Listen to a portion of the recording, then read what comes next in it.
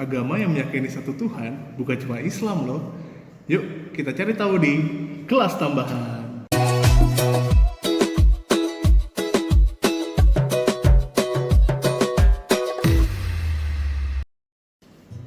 Hai Kisanak semua, kembali lagi di channel YouTube ini. Semoga Kisanak semua senantiasa dalam kondisi yang sehat, kondisi yang baik, dan senantiasa dalam perlindungan Allah Subhanahu wa Ta'ala. Apalagi di tengah-tengah kondisi COVID-19 yang belum juga mereda sampai saat ini. Oke teman-teman semua, seperti biasa sebelum dimulai videonya, bagi teman-teman yang belum sholat, silahkan sholat dulu, karena sholat merupakan hal yang utama yang harus dilakukan manusia di atas muka bumi. Tapi kalau udah sholat, yuk kita mulai pembahasannya. Oke, Kisanak semua, bagaimana kita tahu dan sebagaimana yang diyakini oleh mayoritas penduduk Indonesia, bahwasanya agama Islam merupakan agama yang memiliki satu Tuhan, atau istilah kerennya adalah monoteisme gitu ya.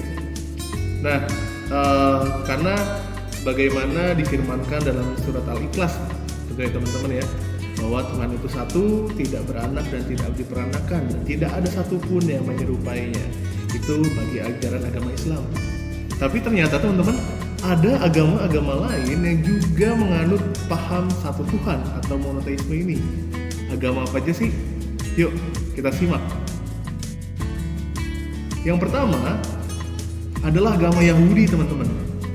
Agama Yahudi ini sebagaimana kita tahu bersama agama Islam dan agama Kristen merupakan rumpun agama Samawi, atau yang biasa dikenal juga dengan istilah agama Abrahamik gitu ya. Kenapa demikian gitu ya? Kalau kita lihat dari bahasanya, Samawi itu artinya adalah agama yang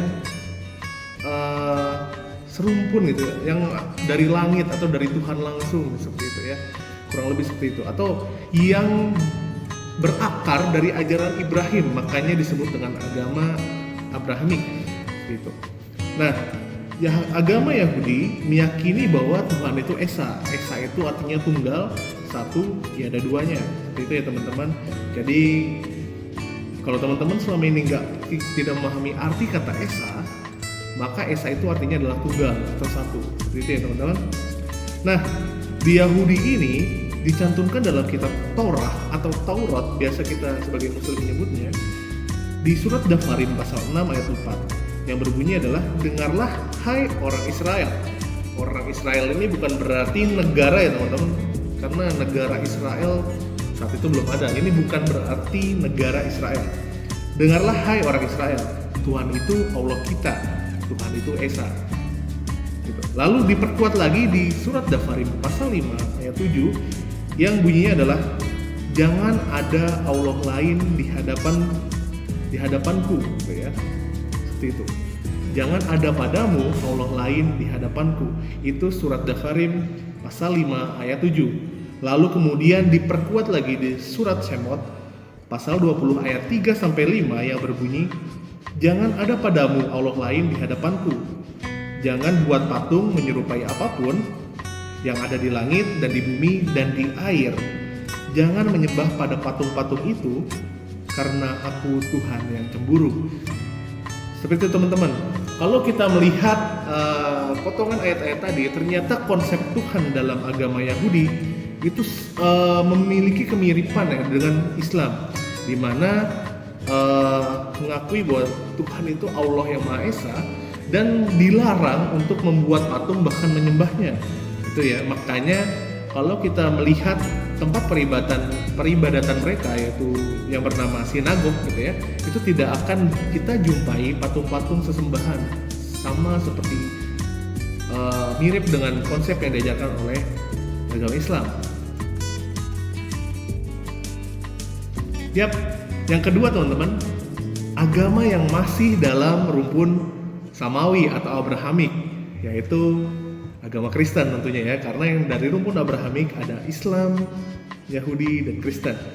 Nah, di Kristen ini teman-teman, dalam surat Matius 12 ayat 29 berbunyi seperti ini. Jawab Yesus, hukum yang terutama ialah dengarlah hai orang-orang Israel, Tuhan Allah kita, Tuhan itu Esa.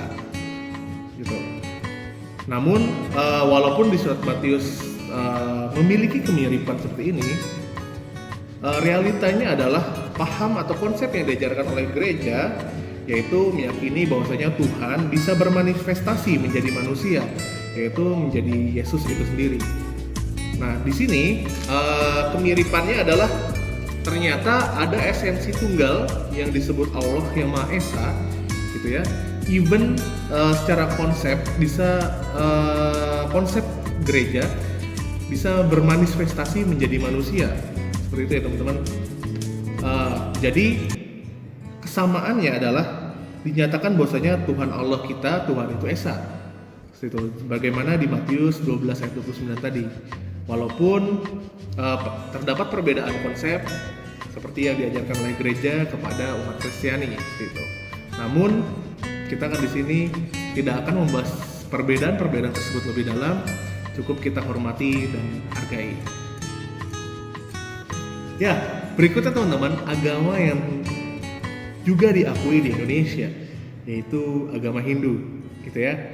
Even kita tahu sama-sama bahwasanya di agama Hindu itu seringkali kita menganggap bahwasanya mereka memuja dewa-dewa, menyembah dewa gitu. Bahkan ada yang dikenal dengan istilah Trimurti atau 3 dewa utama, seperti itu. Namun ternyata teman-teman, dewa tersebut bukan bermakna sebagai Tuhan, melainkan ada Tuhan yang bernama Brahman. Nah, Brahman ini adalah entitas yang paling tinggi yang bisa bermanifestasi menjadi Brahmana, Shiva, juga Wisnu, gitu ya, yang disebut Trimurti tadi. Jadi Trimurti tersebut merupakan manifestasi dari Brahman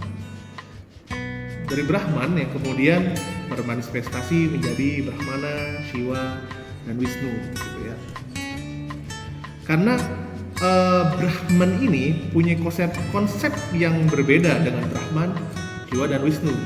Brahman ini memiliki konsep yang kekal, tak berwujud, tak berawal, juga tak berakhir, gitu ya.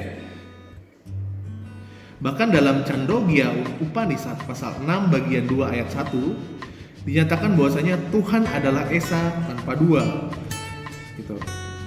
Lalu dalam Vestas Vatara Upanishad pasal 5 ayat 10, dia bukan laki-laki, dia bukan wanita, dan juga bukan kedua-duanya. Lalu ada di pasal 6 ayat 9 dari Vestas Vatara Upanishad pula yang dinyatakan bahwasanya dia tidak memiliki ibu dan tidak memiliki tuan. Gitu. Nah, jadi kalau kita melihat konsep yang diambil dari Chandogya Upanishad dan Vestas Vatara Upanishad ini dinyatakan bahwa Tuhan itu Esa tanpa dua, gitu ya. Dia bukan laki-laki, bukan pula wanita, dan dia tidak memiliki ibu bapak dan tidak memiliki tuan. Di sini kita bisa melihat kemiripan konsep dengan Islam, gitu ya, di mana konsep ketuhanannya adalah ternyata Tuhannya itu satu, yaitu Brahman, gitu ya. Dan ternyata juga memiliki konsep Tuhan itu tidak memiliki bapak dan ibu, tidak memiliki orang tua, dan juga tidak memiliki tuan, juga tidak berjenis kelamin pria ataupun wanita. Seperti itu ya teman-teman. Itu kemiripan dari konsep ajaran atau konsep ketuhanan dalam agama Hindu dengan Islam, walaupun dalam praktiknya terdapat perbedaan-perbedaan. Ya teman-teman, berikutnya masih kita bahas tentang agama yang diakui di Indonesia, yaitu tentang agama Buddha. Buddha atau yang istilahnya disebut Buddhism, seperti itu, sebenarnya tidaklah agama yang menyembah Tuhan secara langsung, seperti itu, melainkan mereka mempercayai adanya karma, gitu ya. Jadi hal baik dan hal buruk yang ditimpakan kepada manusia merupakan imbas dari perlakuan manusia tersebut terhadap alam sekitarnya. Seperti itu teman-teman. Nah, dan mereka juga, mungkin kita sering melihat mereka bersujud di depan patung Buddha Siddhartha Gautama. Hal itu bukan berarti mereka menyembah Buddha Siddhartha Gautama, melainkan menghormati sosok Siddhartha Gautama sebagai sosok yang membawa kebaikan di atas dunia ini bagi teman-teman yang beragama Buddha. Nah, di sini ternyata walaupun mereka tidak menyembah Siddhartha Gautama, tidak menyembah Tuhan seperti itu ya, tapi mereka punya konsep entitas ketuhanan yang mereka yakini seperti itu ya teman-teman. Yaitu dalam ajaran Buddha dikenal konsep ketuhanan yang berbunyi Ati Ajatang, Abutang, Akatang, Asamkhatang. Artinya adalah Tuhan itu berarti sesuatu yang tidak dilahirkan, tidak dijelmakan, tidak diciptakan, dan juga mutlak. Gitu ya teman-teman. Jadi pemahaman konsep Tuhan ini even terdapat kemiripan, tapi tidak mutlak sama ya, hanya mirip gitu ya.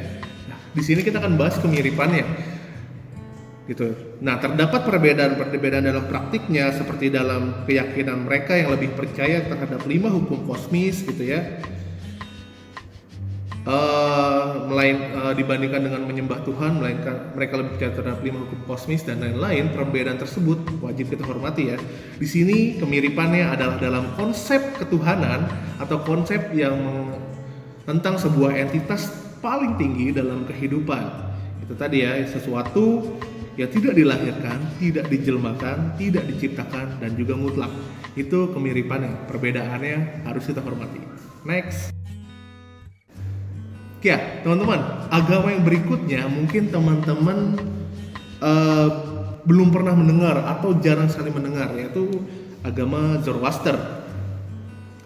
Di sini agama Zoroaster itu sebenarnya agama yang eksis di Persia atau sekarang menjadi negara Iran gitu ya, yang sering orang kenal sebagai penyembah api gitu ya, penyembah api gitu ya.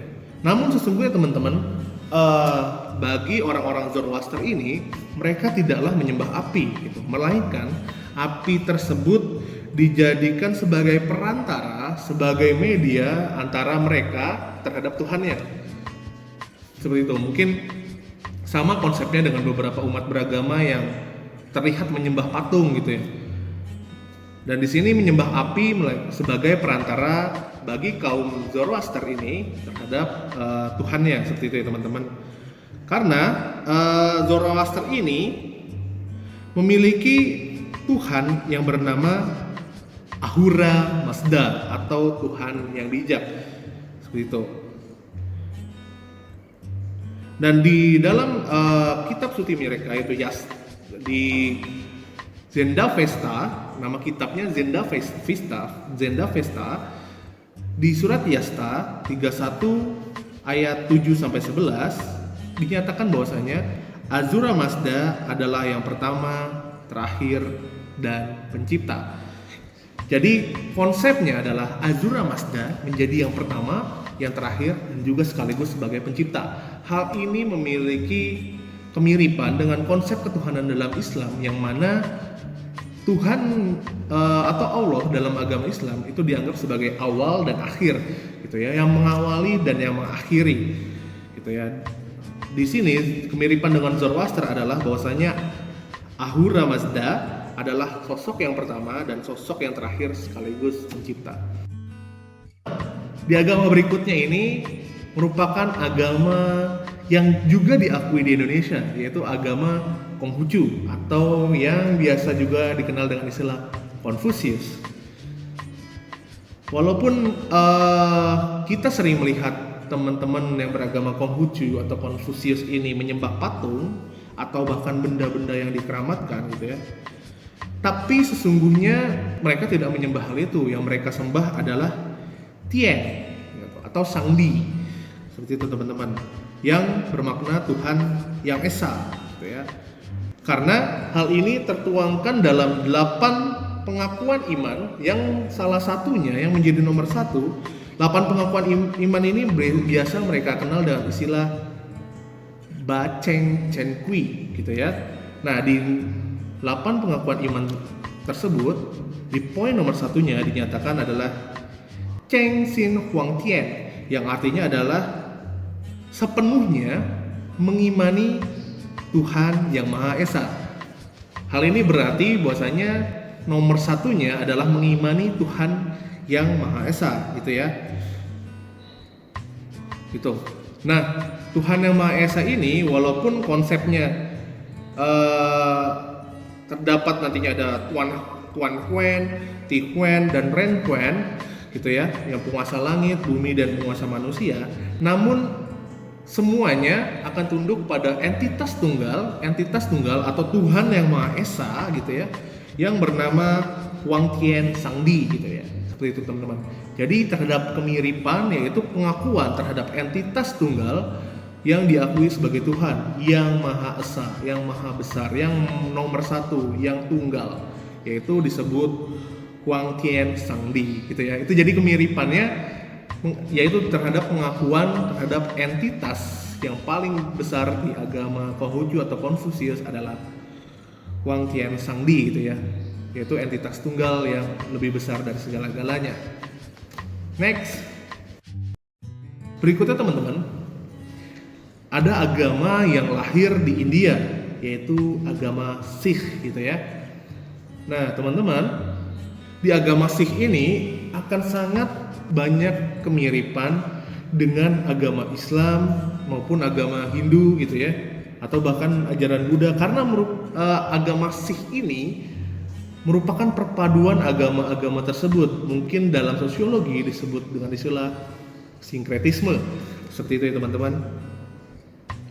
Nah, karena memang merupakan sinkretisme dari agama-agama tersebut, maka konsepnya sudah jelas, yaitu memiliki satu Tuhan. Di sini dalam kitab suci mereka yang diturunkan langsung atau ditulis langsung oleh Guru Nanak Dev, gitu ya, oleh itu pemimpin agama mereka yang melahirkan agama Sikh, gitu ya. Dalam kitab Grand Guru Sahib dinyatakan bahwasanya hanya ada satu Tuhan, kebenaran sejati namanya, pelaku aum, melampaui rasa takut dan benci, wujud abadi, Tuhan yang tidak dilahirkan, maha ada dengan berkah guru sejati. Seperti itu teman-teman. Jadi wujud abadi dan tidak dilahirkan dan memiliki kekuasaan tunggal. Seperti itulah kemiripan antara konsep ketuhanan atau konsep entitas tertinggi dalam agama Sikh dengan agama Islam, gitu ya. Selebihnya terdapat perbedaan-perbedaan yang harus kita hormati.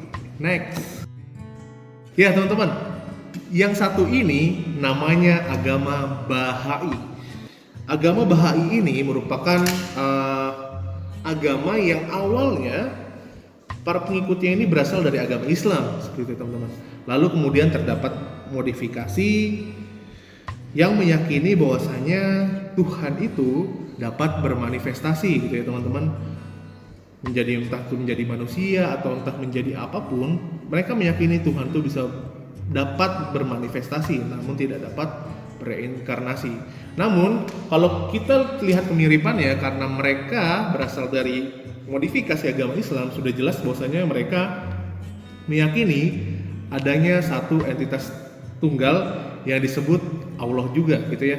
Mereka menyebut Tuhan mereka dengan sebutan Allah, namun meyakini bahwasanya Allah itu bisa bermanifestasi. Ini keyakinan dari kaum Bahai ya teman-teman, gitu ya.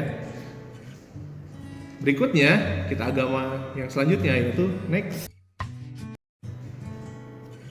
Sekarang kita akan bahas teman-teman agama Druzi atau Druze, seperti itu ya teman-teman. Nah, agama ini merupakan hasil modifikasi pula teman-teman dari aliran Syiah Ismailiyah, seperti itu teman-teman. Jadi di mana di situ terdapat ajaran Islam, ajaran Syiah, dan juga ilmu filsafat yang kemudian dikombin menjadi sebuah ajaran bernama Druze, gitu ya. Mereka pun sering menyebut golongan mereka ini, gitu ya, karena mereka berasal dari agama Islam Syiah, mereka tetap mempunyai Tuhan yang sama, yaitu mereka menyebutnya dengan Allah, gitu ya. Dan mereka menyebut diri mereka sebagai muwahhidun atau orang-orang yang mentauhidkan Tuhan, orang-orang yang percaya pada satu Tuhan saja. Seperti itu teman-teman. Next. Teman-teman, yang terakhir yang mungkin teman-teman juga belum pernah mendengar yaitu Sabi'ah. Sabi'ah ini dikenal juga dengan istilah Mandaism, gitu ya teman-teman. Nah, apa sih Sabi'ah ini? Sabi'ah ini mengklaim dirinya sebagai agama yang kuno, agama yang berasal dari ribuan tahun yang lalu, yang kemudian mengaku sebagai pengikutnya Nabi Zakaria dan menyebut Tuhannya dengan istilah Hayy Rabbi, gitu ya teman-teman. Nah, karena mereka mengaku sebagai pengikut Nabi Zakaria dan kemudian memiliki Tuhan yang mereka panggil Hayy Rabbi, sudah pasti mereka merupakan agama yang menyembah entitas tunggal atau satu Tuhan atau monoteisme pula, gitu yang tadi mereka sebut dengan istilah Hayy Rabbi. Sekian pembahasan tentang agama yang mirip dengan Islam secara konsep ketuhanan. Mudah-mudahan menjadi wawasan buat teman-teman, dan apabila teman-teman ada yang ingin tanyakan atau ada masukan bisa komen di kolom komentar. Terima kasih teman-teman, semoga bermanfaat. Apabila ada kekurangan saya mohon maaf. Sampai jumpa lagi, jangan lupa di subscribe agar channel ini terus berkembang. Sekian dari saya, assalamualaikum warahmatullahi wabarakatuh. Bye Max Kisanak.